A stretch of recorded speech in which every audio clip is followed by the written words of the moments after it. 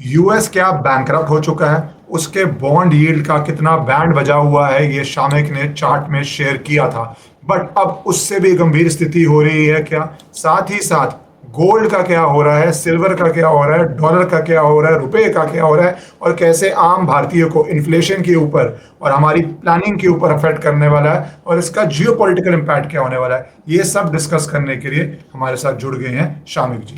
क्या चल रहा है शामिक? कि सबसे पहले सबको नमस्कार। ये करना चाहिए हमें पहले।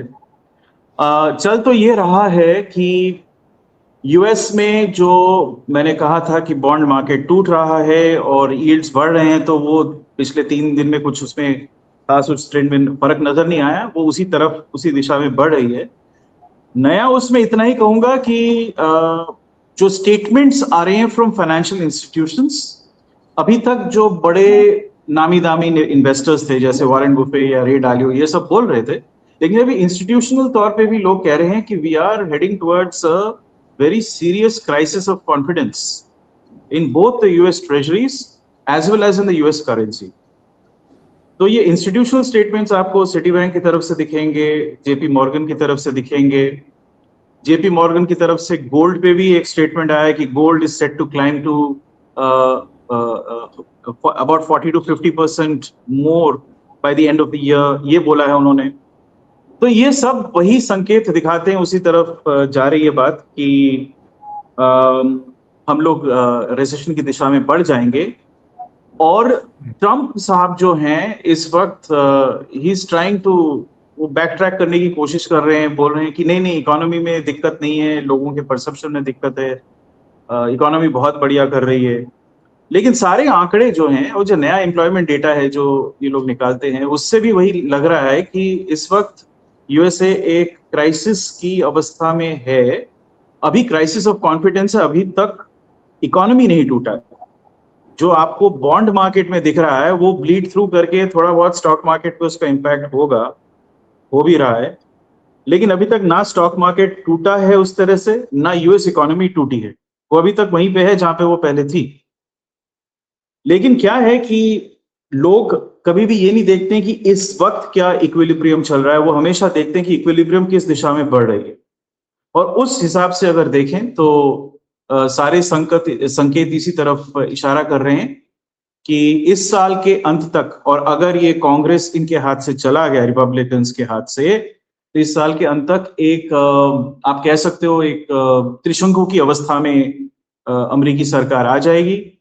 और जब तक क्राइसिस पूरी तरह से घनीभूत नहीं होगा, वो लोग उस पर एक्ट भी नहीं कर पाएंगे ठीक से। क्योंकि जब क्राइसिस डेवलप होता है तब क्या लगता है हमें हमें लगता है क्या मैं इस तरफ जाऊं या उस तरफ जाऊं, पर अभी भी तो ये पूरी तरह नहीं बदला है, तो क्या मैं करूं कि ना करूं। तो असमंजस की स्थिति होती है। जब पूरी तरह से आपके सर से ऊपर पानी चला जाता है तभी ये लोग एक्ट करते हैं, स्पेशली पॉलिटिशियंस, जो हमने 91 में इंडिया में देखा या 2008 के बाद कई देशों में देखा। वो स्थिति अभी तक बनी नहीं है। Do you see the impact जो ये बॉन्ड का इंडिया पे क्या इम्पैक्ट होगा, क्योंकि आपने 2008 का भी इम्पैक्ट हुआ इंडिया पे, 91 तो हमारा ही था, तो what do you think will be the impact on India? Multi sector impact होगा। सबसे पहले देखिए, एक एक मैं किसी ने पिछले पॉडकास्ट में एक सवाल पूछा था, वो उन्होंने कहा था, उससे मैं इसको जोड़ के बता देता हूँ। उन्होंने पूछा था कि शमिक जी ठीक है, बॉन्ड मार्केट में यील्ड्स जो हैं वो बढ़ रहे हैं, लेकिन आप देखिए स्टॉक मार्केट कितना स्टेबल है।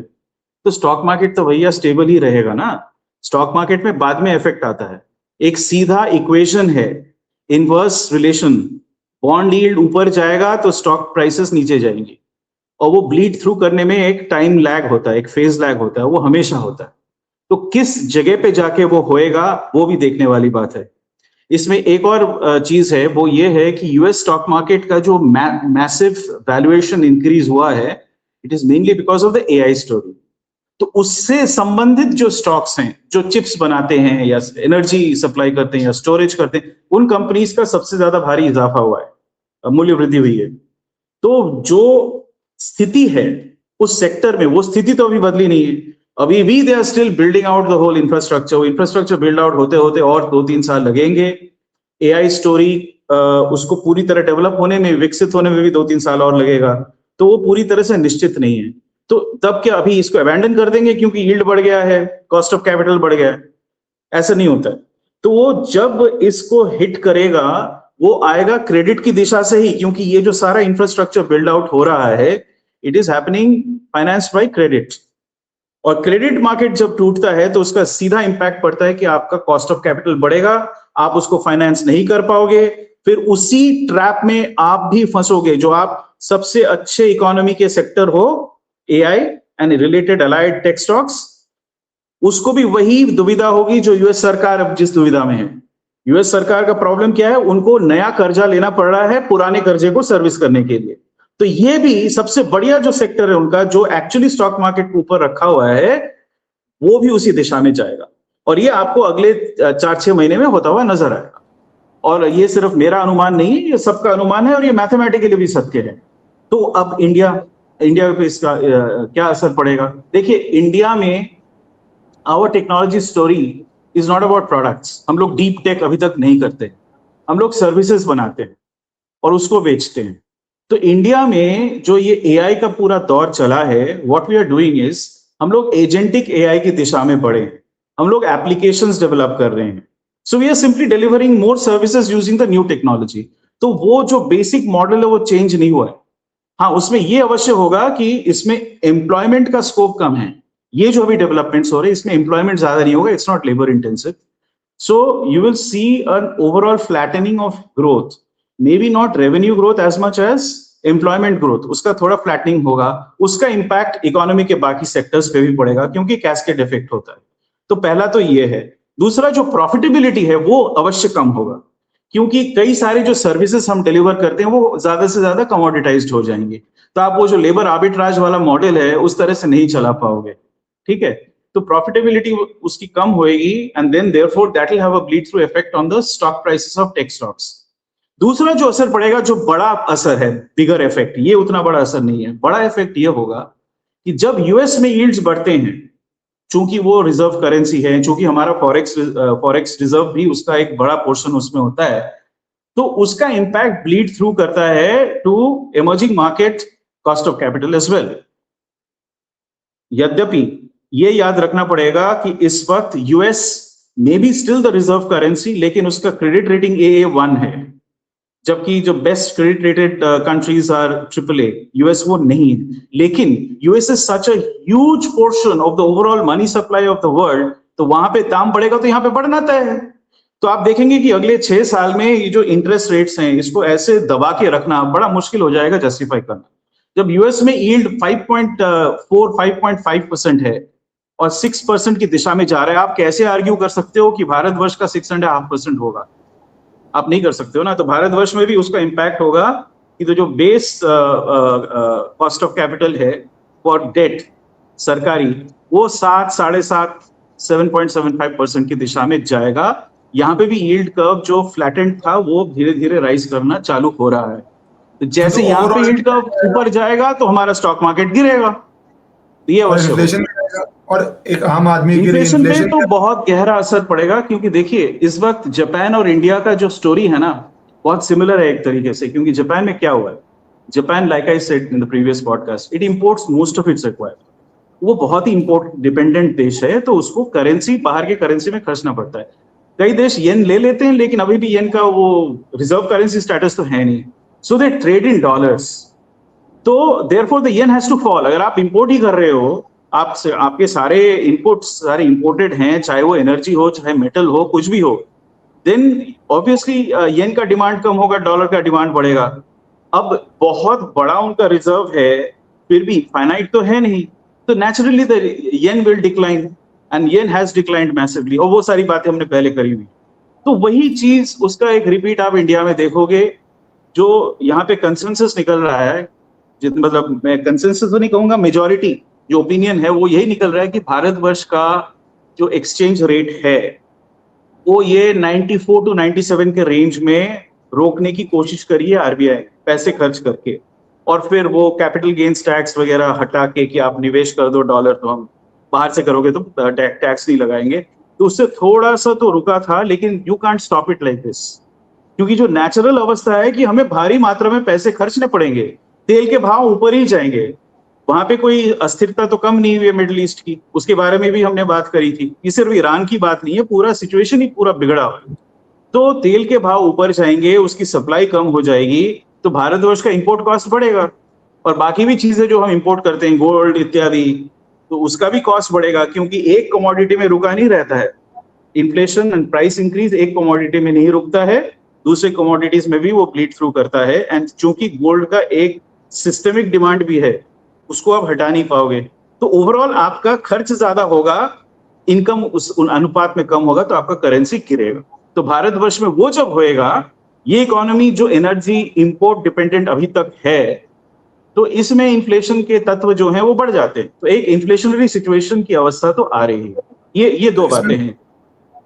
इस दो बातों से मेरे दो शॉर्ट क्वेश्चंस हैं। एक, रुपया आप कितना गिरते हुए देखते हैं, क्या 100 पार करेगा, जो एक साइकोलॉजिकल और पॉलिटिकल इम्पैक्ट होगा भारत में? और दूसरा, गोल्ड आपने बोला, गोल्ड सिल्वर बीच में लोगों ने बहुत उसमें इन्वेस्ट किया, फिर प्रधानमंत्री की स्टेटमेंट आई मत लीजिए, तब भी आपने कहा कि लीजिए भैया। तो अब आपको क्या लगता है गोल्ड का क्या होगा? तो रुपया और गोल्ड दोनों, कौन कितना गिरेगा, कौन कितना उठेगा, और बड़े इंस्टीट्यूशंस क्या कह रहे हैं इसको लेके? ये दो को अलग अलग ले लेता हूँ। पहले रुपए के बारे में बात करते हैं। मेरा अनुमान है कि जो नेचुरल इस वक्त अगर हम देखें ओवरऑल डिमांड सप्लाई, इन सब तत्वों को देखें, ओवरऑल हमारा कॉस्ट ऑफ कैपिटल, ये सारी चीजों को अगर नापें, मेरे हिसाब से रुपए का सही वैल्यू कहीं 120-130 रुपया है अगेंस्ट डॉलर, सिर्फ उस अगर डिमांड सप्लाई के हिसाब से देखें। लेकिन जैसा आपने एक बहुत बड़ी, हाँ, 120-130 रुपया, जापान वाली स्थिति, अलग स्थिति नहीं है। लेकिन एक आपने बहुत इंटरेस्टिंग बात करी कि 100 रुपया जो है एक साइकोलॉजिकल बैरियर है, 100 से भी नीचे चला गया, अरे बाप रे बाप। तो ये एक दिमाग में है, चूंकि हम लोग एक इंपोर्ट नेट इंपोर्टिंग नेशन है, अभी भी मतलब काफी कम हो गया, वो डेफिसिट उतना ज्यादा नहीं रहा है, $850 बिलियन और 925 बिलियन डॉलर ऐसा है, तो 75 बिलियन का डेफिसिट है। लेकिन फिर भी डेफिसिट तो है, उसको फाइनेंस आपको करना ही पड़ेगा। तो नेट नेट हमारे लिए नुकसान की बात है, सरकार के लिए भी और देश की अर्थव्यवस्था के लिए भी। तो इसको आप रोक के तो रख सकते हो थोड़े दिन, लेकिन you can't stop it, it is simply impossible, illogical है। कोई भी अपने करेंसी को डिपेंड करने की किसी भी देश ने कोशिश करी है तो हमेशा मुंह की खाई है, चाहे वो ब्रिटेन हो, जब जॉर्ज सोरोस ने पाउंड को तोड़ दिया था, चाहे वो यूरोपियन एक्सचेंज रेट मैकेनिज्म एक ERM था, उसको भी तोड़ा गया था। मलेशिया में जो मलेशियन करेंसी रिंगित है, थाई बात, इन दोनों का भारी नुकसान हुआ था। They try to defend it in 97, एक LTCM बोल के एक हेज फंड था, उसके चलते एक क्राइसिस बनी थी। तो ये जनरली देखा गया है कि आप इसको डिफेंड करके बच नहीं सकते हो इससे। मैं अभी यहाँ पे आश्वासन देने की कोई बात ही नहीं है। मुझे नहीं लगता ये जरूरी है कि ये खराब है भारतवर्ष के लिए, क्योंकि अगर आपको ग्रो करना है, अल्टीमेटली आपको मैन्युफैक्चरिंग और एक्सपोर्ट्स को बढ़ाना पड़ेगा। उसके लिए आपको जो क्या है, अपने देश की मुद्रास्फीति को कम रखिए और करेंसी को थोड़ा गिरने भी दें, तो उसमें कोई आपत्ति नहीं है। लेकिन वो साइकोलॉजिकल फैक्टर से हम इनकार नहीं कर सकते हैं। मेरा अनुमान ये है, और ये मेरा आखिरी वो है, जब तक अगले साल के इलेक्शंस नहीं होते, सरकार इसको डिफेंड करती हुई नजर आएगी, लेकिन डिफेंड होगा नहीं, अल्टीमेटली वो टूटेगा। लेकिन they'll just try to hold on to that point. उसके बाद जो नॉर्मल मार्केट ड्रिवन स्थिति है वो आ जाएगी, ठीक है, अनलेस ऑफ कोर्स भारतवर्ष की सरकार चाइना जैसी कोई नई पॉलिसी ले आए। You know they do that pegging ना, वो एक आर्टिफिशियल पेगिंग करते हैं डॉलर के साथ, एक प्राइस सेटिंग होता है। तो अगर वैसी कोई चीज वो करे तो वो अलग बात है। लेकिन अगर अभी जो स्थिति है, नॉर्मल ट्रेडिंग अलाउ करें, तो ऑब्वियसली रुपए डेफिनेटली ये टूटेगा। अब आते हैं गोल्ड। नहीं, पहले मैं रुपए पे एक बार कमेंट करना चाहता हूँ। आज समय थोड़ा कम है तो हम इसमें डाइव नहीं करेंगे, बट अगली बारी पॉलिटिकल इम्पैक्ट पे हम डाइव करेंगे और आम आदमी पे इम्पैक्ट पे, क्योंकि आप डिनाई नहीं कर सकते कि politics is perception, government staying in power is perception. अभी आप यूपी से पहले नहीं करेंगे तो क्या 29 के चुनाव से पहले करेंगे? और फिर जो बातें होंगी, क्योंकि एक ये भी फर्क पड़ता है कि क्या बोला गया था। तो बहुत एक इकोसिस्टम ने कहा था जो लार्जर वे में एंटी यूपीए इकोसिस्टम था कि डॉलर 1 रुपए के बराबर होगा, 40 रुपए के बराबर होगा। तो बहुत सारे पॉलिटिकल इम्पैक्ट्स हैं, बट नेक्स्ट कॉन्वर्सेशन के लिए मैं गोल्ड पे बता देता हूँ। गोल्ड पे जो है स्थिति पूरे विश्व में एक गोल्ड के प्राइस का एक नया सिस्टम आने वाला है वो अगले साल। ये इसका आप लोग ब्रिक्स के कॉन्फ्रेंस को, जो मेन कॉन्फ्रेंस जो मोदी जी खुद हेड करेंगे, उसके जो डिक्लेरेशन है उसको वॉच कीजिए, उससे भी गोल्ड मार्केट पे इंपैक्ट पड़ेगा। दूसरा मैं एक बिंदु और बताता हूं, चाइना ने paper trading of gold ban कर दिया है। They are only taking physical delivery, और जो उसका ट्रेडिंग शंघाई में होता था वो अभी हांगकांग में शिफ्ट कर दिया है। तो ये एक फिजिकल डिलीवरी बेस नया उन्होंने सेट किया है। उन्होंने गोल्ड की खरीदारी बंद नहीं करी है, लेकिन भारतवर्ष ने हाल ही में पिछले 2-2.5 महीने में we have sold about $6 billion of gold from our forex reserves. Forex reserve में कई कंपोनेंट्स होते हैं, उसमें से गोल्ड भी एक कंपोनेंट है, बहुत इंपॉर्टेंट। तो भारत सरकार ने $6 बिलियन उसमें बेचे हैं, लेकिन ये शायद टेम्पररी था। मेरे ख्याल से उनको पैसे चाहिए थे टू डिफेंड द रूपी, इसलिए उन्होंने गोल्ड बेच के डॉलर मिला उनको। वो डॉलर जो है फिर डॉलर को यूज करके उन्होंने कोशिश करी to shore up the Indian rupees, use dollars to buy Indian rupee, therefore you keep the price. तो ये किया गया है, ठीक है। तो गोल्ड की जो स्थिति है अभी, सारे जितने भी एक्सपर्ट्स को मैं देखता हूं, आप लोग एक वॉच करना, एक चैनल है यूएस का ITM ट्रेडिंग बोल के, they are focused on commodities specially precious metals. उसमें कई सारे विशेषज्ञ आए जो जनरल इकोनॉमिस्ट भी हैं और जो स्पेसिफिक कमोडिटी ट्रेडर्स। सबका मानना ये है कि अगले साल ये जो अभी 4300-4400 डॉलर्स का प्राइस रेंज चल रहा है इंटरनेशनली, वो रेजिस्टेंस लेवल को तोड़ के 6000 की दिशा में जाएगा, ये उनका अनुमान है। मेरा अपना विचार ये है कि अगर ब्रिक्स का नया करेंसी नेटवर्क बनता है एंड यूएसए जो बहुत प्रेशर में है वो फिर से गोल्ड बेस्ड स्टैंडर्ड्स वापस लाती है, जिसके कुछ संकेत स्कॉट बेसेंट ने भी दिया, जो treasury secretary. And by the way please remember, Scott Bessent खुद एक कमोडिटी ट्रेडर था, उसको इन सब चीजों के बारे में बहुत भारी ज्ञान है। और जो उनके जो फेड रिजर्व के लोग हैं वो भी मतलब आकार इंगित में बोल रहे हैं, डायरेक्टली नहीं कहा है। और इंस्टीट्यूशंस तो बोल ही रहे हैं, लार्ज जो प्राइवेट बैंकिंग इंस्टीट्यूशंस है वो सभी बोल रहे हैं कि एक गोल्ड का प्राइस री रेटिंग करके, चूंकि यूएस के पास सबसे बड़ा रिजर्व है अभी भी, ऑफिशियल रिजर्व, उसको यूज किया जाए and let's bring back and let's shore up the US currency. That will be the way to ये जो स्थिति है उससे ये लोग बच सकते हैं। तो ये सारे जो इनको मैं वेक्टर्स कहूंगा सामरिक भाषा में, ये जो वेक्टर्स हैं ये सारे उसी तरफ दिखा रहे हैं, इशारा कर रहे हैं कि भाई गोल्ड के प्राइसेस जो हैं अगले साल बहुत भारी मात्रा में बढ़ेगा। और जेपी मॉर्गन का जो अनुमान है इस साल के एंड तक 40-50% बढ़ेगा, वो भी होता हुआ प्रतीत होता है मुझे। जी, अंतिम बात मैं गोल्ड और इस पे नहीं कर रहा, चीज घुसना चाह रहा हूं, क्योंकि 60 घंटे चाइना टर्की का मिलिट्री एयरलिफ्ट होता है पाकिस्तान को लेके। अब इसको आप किस तरह देखते हैं? एक तरफ मक्का पैक्ट है, वो हम डिस्कस कर चुके हैं, अब चाइना भी क्या इसके अंदर घुस रहा है? और क्या पाकिस्तान जो बलूचिस्तान और POJK में सफ़र कर रहा है, कुछ वो मिस एडवेंचर भारत में करने की तैयारी कर रहा है? What is your feel of the situation? Answer to your question, छोटे में उत्तर दूं तो हाँ, पाकिस्तान तैयारी कर रहा है, पर मैं इसको थोड़ा सा विस्तार में समझाऊंगा, अगले 5-10 मिनट मुझे दें। पहले तो 60 घंटे का तो वो न्यूज चला था, रियलिटीज अभी तक प्लेन्स लैंड कर रहे हैं। और वो प्लेन्स जो हैं मैं बता देता हूं, तुर्की से उनका एक टैक्टिकल हेवी लिफ्ट एयरक्राफ्ट है, A400M एयरबस का है, वो कन्वर्टेड है मिलिट्री यूज के लिए। ये 70 टन सामान एक एक टाइम पे ढोल सकती है। तो तुर्की से ये प्लेन्स आ रहे हैं, और चाइना से दे हैव बीन सेंडिंग, उसका नाम मुझे अभी एग्जैक्टली याद नहीं आ रहा है, जो C-17 ग्लोब मास्टर है उसका एक इक्विवेलेंट चाइनीज वर्जन है, वो भी 70-75 टन सामान एक एक टाइम पे कैरी करने में समर्थ है। सो लगभग अभी तक बाय द वे 100 सॉर्टीज हो चुके हैं, 100 सॉर्टीज। तो आप लोग अनुमान लगा सकते हैं कि कम से कम 6-7 हजार टन सामान तो ऑलरेडी उतारा जा चुका है, सॉरी। और ये ऑब्वियसली एमिनेशन नहीं भेज रहे हैं, वो एमिनेशन पाकिस्तान खुद बना लेती है, इतनी क्षमता उसके ऑर्डिनेंस फैक्ट्रीज में है। ये मैं कुछ भू राजनैतिक सर्कल्स में बातें चलती रहती हैं लोगों से, इसमें कुछ इजरायली लोग हैं, अमरीकी लोग हैं, कुछ दूसरे लोग हैं, मेरे प्यारे वतन इंग्लैंड से हैं वो। तो ये सब लोगों से बात होती रहती है। तो ये लोग कह रहे हैं कि मैं आपको 2-3 चीजें बताता हूं कि चिंता का विषय क्या है भारतवर्ष के लिए? उतनी चिंता का विषय नहीं, बट फिर भी आप लोग जान लें।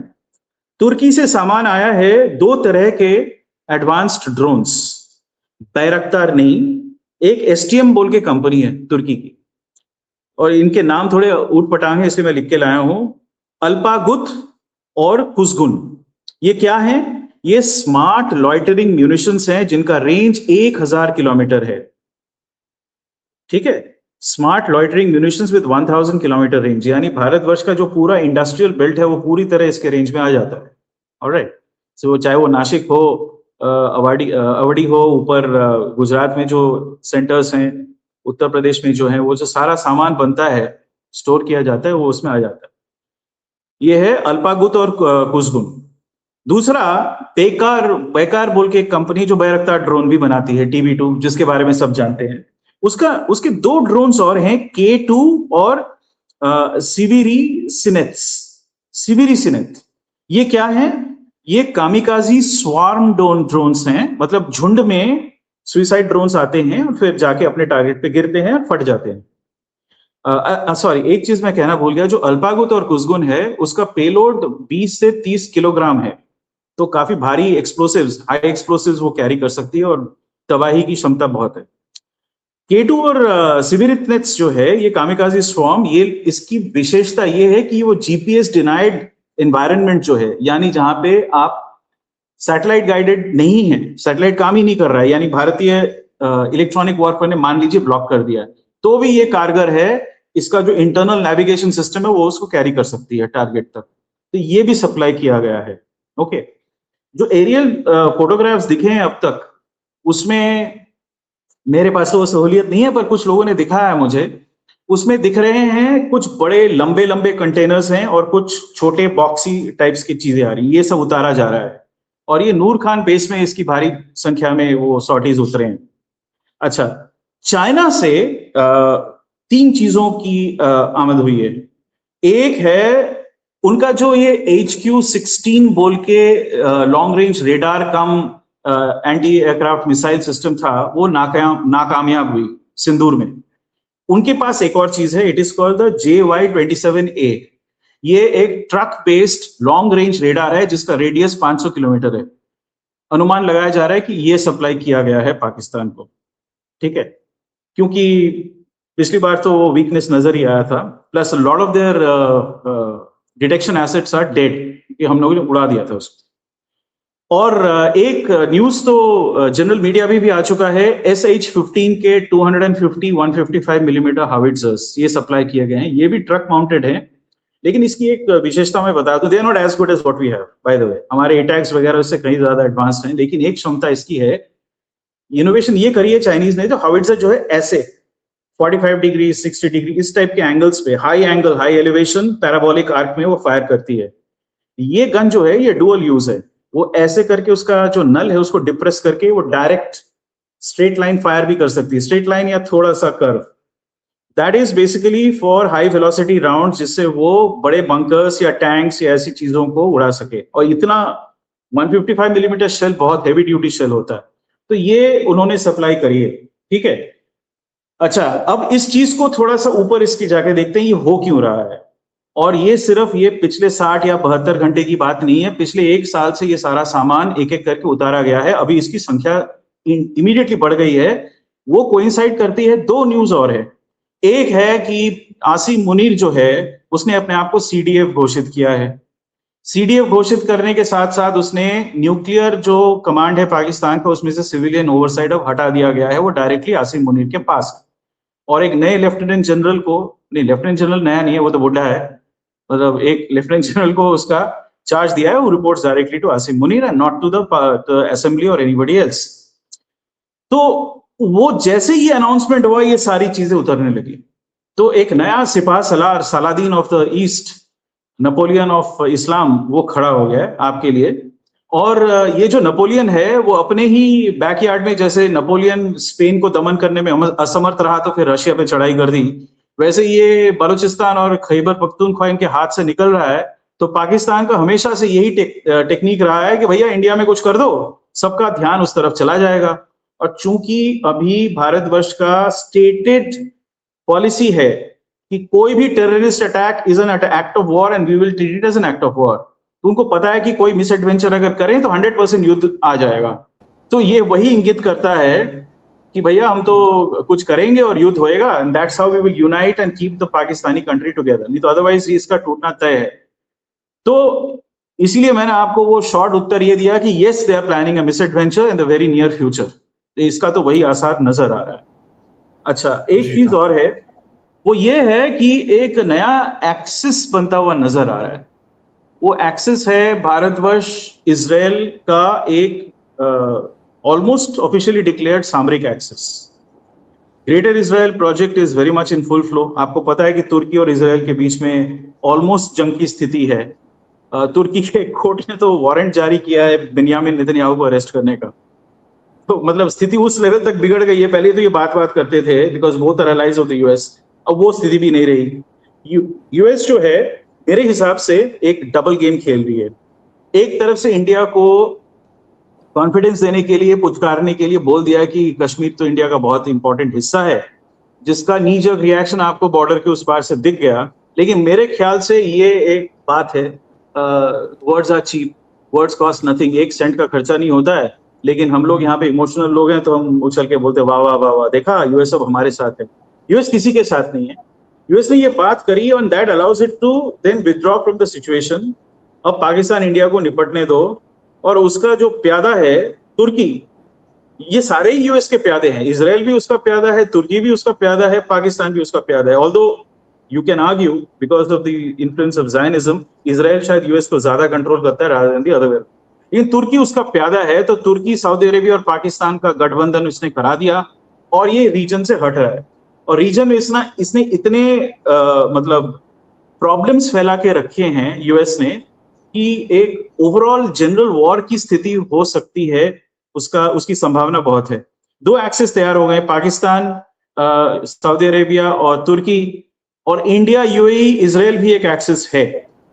तो इन दोनों चीजों के चलते एक युद्ध की स्थिति करके यूएस ने अपने हाथ खींच लिए, और फिर वो अपना युद्धास्त्र जो है वो बेचता रहेगा। They have already started ramping up their military industrial complex. अभी उन्होंने साल के 1000 टोमाहॉक से सिर्फ प्रोड्यूस नहीं करने का ऑर्डर दिया है, उन्होंने साल के 19,000 GBU, मतलब जो उनका बेसिक जो बॉम्ब है, राइट, 29,000 बॉम्ब्स मैन्युफैक्चर करने की कैपेसिटी भी उन्होंने लाइंस चालू कर दी हैं। And they have supplied 50,000 bombs to Israel, and उसमें उन्होंने डिक्लेयर किया कि ये एक्चुअली मिसप्लेस्ड हो गया है, ये हमारे उसमें नहीं था बजट में, ये तो गलती से चला गया। लेकिन चला गया तो कोई बात नहीं, हम अगले 2 साल अब इजराइल को सप्लाई नहीं करेंगे। ये सब स्मोक स्क्रीन है। इजराइल का जो मैन्युफैक्चरिंग कैपेसिटी है बॉम्ब्स के मामले में वो पर्याप्त है, लेकिन अब उन्होंने इंडिया के साथ मिसाइल्स, रॉकेट्स, बॉम्ब्स, हर चीज मैन्युफैक्चर करना चालू कर दिया है। जो स्पाइस किट है जिससे आप डम बॉम्ब को स्मार्ट बना सकते हो, जो हमने कारगिल में देखा था और अभी हाल ही में सिंदूर में देखा था, वो सारा भारतवर्ष में मैन्युफैक्चर होगा, भारी तादाद में, लाखों की तादाद में। ठीक है, ये मत समझना पाकिस्तान के पास वो नहीं है। पाकिस्तान के पास भी joint direct attack munition, JDAM, जो आप दूर से छोड़ के वो अंदर जाके मार कर सकती है, वो हंड्रेड्स ऑफ JDAMs उन्होंने एक्वायर किया है। तुर्की से जो माल आया है उसमें तुर्की के बनाए हुए JDAMs भी शामिल हैं। मैंने उसका नाम इसलिए इससे पहले नहीं लिया because they are actually low cost items, लेकिन भारी मात्रा में उसका आना यही दिखाता है कि युद्ध की तैयारी उस तरफ हो रही है और बड़े अच्छे पैमाने पे हो रही है। थैंक यू शामिक, आपने समय दिया। इकोनॉमी और भारत के ऊपर अब जो मिलिट्री डेंजर है, जो ज़्यादा तरह से प्रोएक्टिव हो रहा है, उसको डिस्कस करने के लिए अगली बारी इसके political impacts inside Bharat discuss करेंगे। Thank you so much for your time. Thank you very much.